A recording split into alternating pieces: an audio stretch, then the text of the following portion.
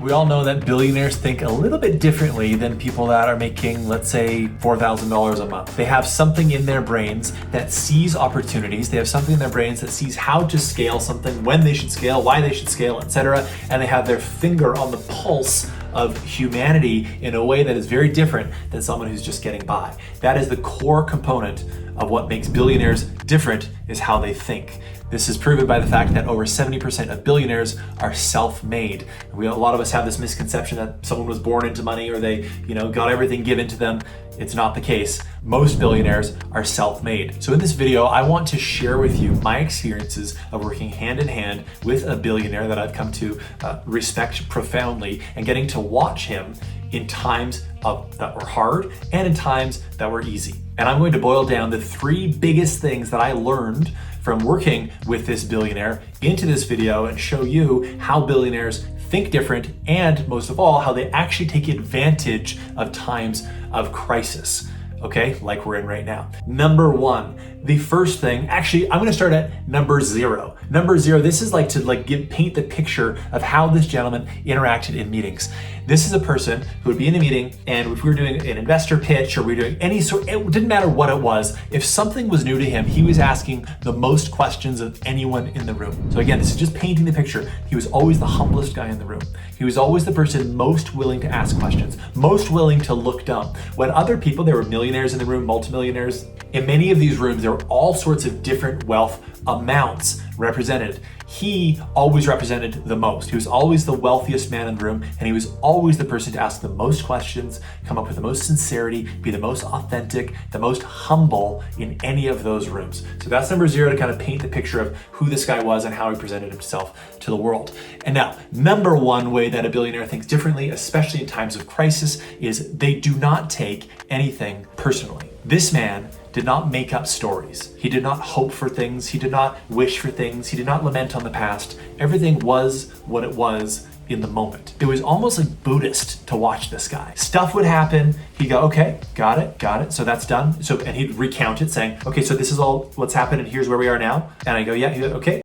And he would focus on where we are now. Other people that I was involved with, when I was involved with this gentleman, people of, let's say, like lesser wealth amounts, they freak out. Oh my gosh, what about this? What about that? They'd lament over it. They'd be pissed off. They'd hope that it would change. They'd be angry. They'd take stuff personally. This whole thing was just show that they were new to, I guess, dealing in money at that realm. But this guy wasn't new to it. He was also usually the oldest guy in the room. He wasn't new to it. So he didn't lament on the past. He didn't make up any stories. He didn't go, well, he said and she said, but what about this? And you owe me this? Nothing. He said, okay, here's where we are. Let's move forward. So the number 1 thing that he did is he didn't tell himself stories. He didn't hope. He didn't try and wish that things were different. He got clear on where things were now and where he wanted them to go. Number 2, he was the first to look for opportunities. When other people were lamenting about the past, hoping stuff was different, getting angry, doing this whole tantrum type thing, this man was automatically looking for opportunities. What good could come of this? What could this lead to? What could be great about this situation? He would then identify the people, the core people that could help him move it to the next level, and he would take advantage of opportunities. I saw the way that he was communicating with myself, with my business partner, with other people that were involved. I watched him, and as he was doing it, he was getting feelers of where everyone fit in the ecosystem of the situation at hand, who was needed, who was not needed, and he would make a decision based on what he saw, what the opportunities were, and he would jump on those opportunities. He would move them forward. I watched this guy pick up assets for pennies on the dollar of a company that failed. It was mind-blowing to see him work. And I shouldn't say mind-blowing, it was the most simple, let's say, egoless,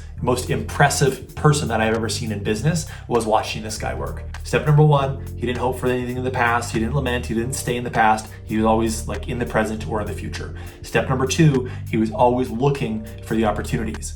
And that's like, as a caveat to make it tangible right now, there are so many opportunities that are happening right now in our world. With this time of crisis, with this time of incredible change that's happening right now, opportunities are bubbling up left, right and center. And you know what? Most people that think the way that, let's say, non-billionaires think are stuck in the past. They're waiting for it to be over. They're thinking, is this COVID thing gonna end soon? Okay, quarantine's only gonna be on for another month. Then it'll get back to normal. Earth to everyone. We're not getting back to normal anytime soon. In my mind, we're not getting back to normal ever. Those times are gone. This country, specifically the United States, the country I'm in right now, has the highest unemployment rate that it's ever had in my lifetime. I believe it's got the highest unemployment rate in the last 100 years. We're not in a recession. This like, oh, we're just in a recession and we'll start getting a recovery. Absolutely incorrect. We are in a depression. We are in the technical term depression. Definition 2020. There it is. We're in a depression right now, like it or not. And so what this gentleman would do, this billionaire, he would look at that and go, okay, here's where we are. Got it. What are the opportunities? I'm not going to lament over 2019 of how amazing it was or the real estate market or anything like that, or wish things were back to the way they used to be. I guarantee those are things that are not crossing his lips. He's very clear. This is where we're at and this is where it looks like we're going. So here are the opportunities that are aligned with where we're going. So number 2 is looking for opportunities, and they are abundant in this time.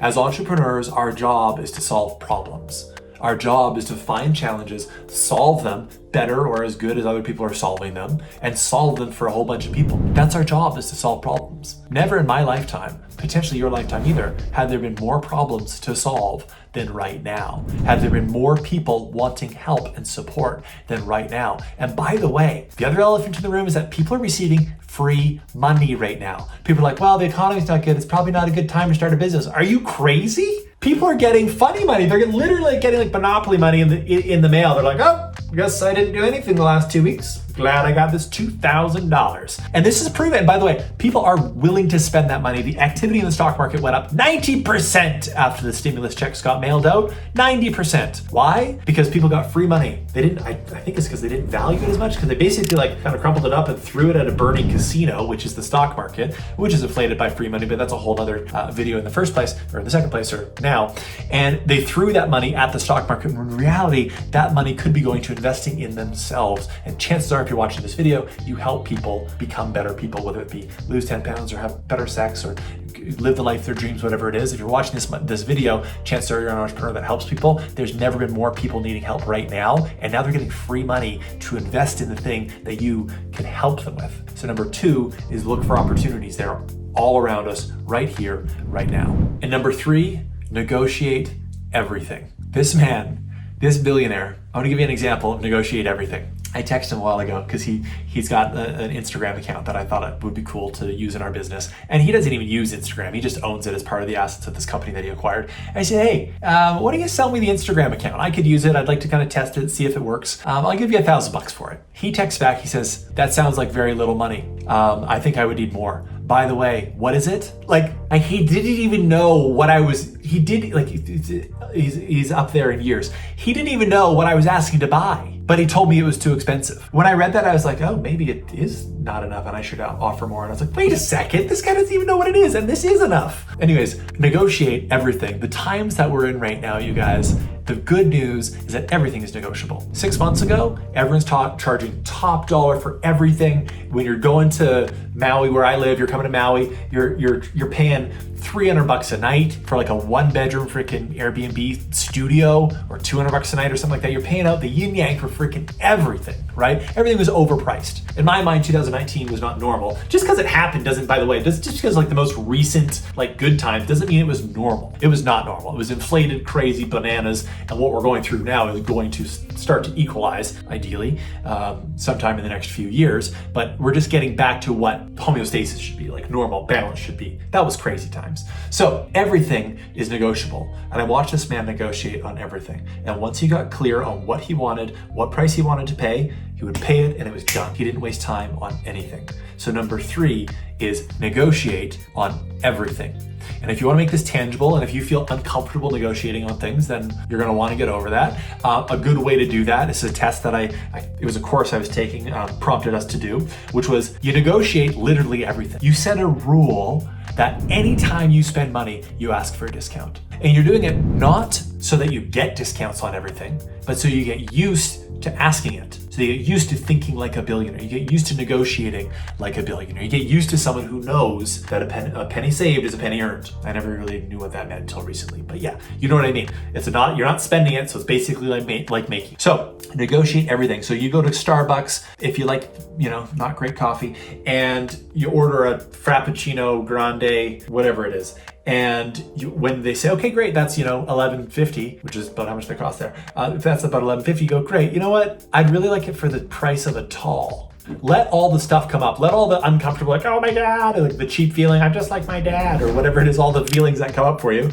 Let yourself feel those feelings. Get used to feeling uncomfortable in money situations. Get used to that feeling coming up so that when it comes down to buying a house, or buying a car, or buying something you genuinely need to negotiate on, those feelings don't come up. You're doing a business deal. They're not about rebounding back to childhood when your dad used to, I'm just projecting my stuff. My dad used to negotiate everything. Very good businessman. I remember going to get a haircut in the mall. It's like 4:30 at night. The mall was gonna close at 5. He and I walk into this hairdressing salon. It's called Regis Hair Salon. I'll never forget it. It felt like a traumatizing moment for me. And we walk into this hair salon and he says, how about 2 for 1 haircuts? My son and I, we both got a haircut for the price of 1. What do you think? The hairstylist never heard that before. She was like, no, the price is $25 a cut.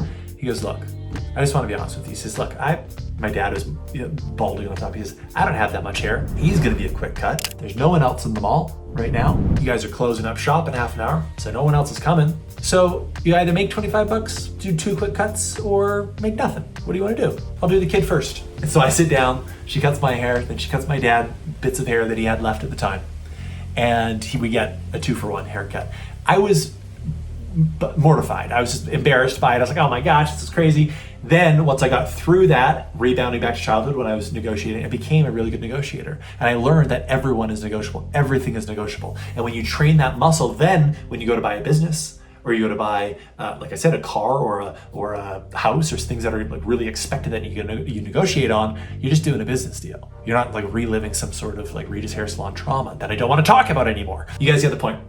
So you can do that, negotiate everything. So number 1 lesson from a billionaire is don't lament in the past, don't hope for things, don't tell yourself a story. Move on to the present moment and what you want to do in the future. Number 2, look for opportunities. When there are problems, when there is chaos, when there's upheaval, when there are challenges, there are opportunities. There are opportunities all around us. Right now, it happens to be your mindset that's either looking for them or not looking for them. And the good news is you're in control of that. And number 3, negotiate everything. Get in the habit of negotiating every single thing you spend money on. You will save exorbitant amounts of money. I mean, when I bought this shirt, when I rented this tiny home, the rent was supposed to be $2,750 a month. And I said, I'll do $2,350, not a penny more. She's like, okay, cool. The crystal that I have up there that I freaking love, it's supposed to be $2,200. It's big, awesome, epic crystal. I was like, I'm gonna give you $1,500 for that. That's what feels right to me. She's like, okay, I'll do it. The surfboard that's sitting beside me, which is so beautiful, I love you. The surfboard that's sitting beside me was supposed to be, I think, $800. I ended up getting 10% off just because I asked for it. Get used to negotiating things. You'll save a whole bunch of money and you'll become an amazing billionaire mindseted person in the process. So I hope you liked this video. If you did, please subscribe. I'd love to send you my next video, and hit the like button or the dislike button if you didn't like the video. And if you can leave a comment below, that would be absolutely fantastic. Hope you have an amazing day, and I'll see you on the next one. I hope you liked this video, and if you did, you're going to love the free training I'm putting below this video in the description that is going to get you crystal clear on your purpose on this earth. Show you the exact steps to making $10,000 a month from home, living that purpose, and show you how to land stages like a TEDx talk. We've helped over 200 people land TEDx talks within the next 90 days. So click for the free training below, because right now is the more important time than ever. The world's kind of a crazy place for all of us purpose-driven entrepreneurs to be playing at as big a level as humanly possible. So click below for the free training. I hope you enjoyed this video, and I'll see you in the next one. Bye.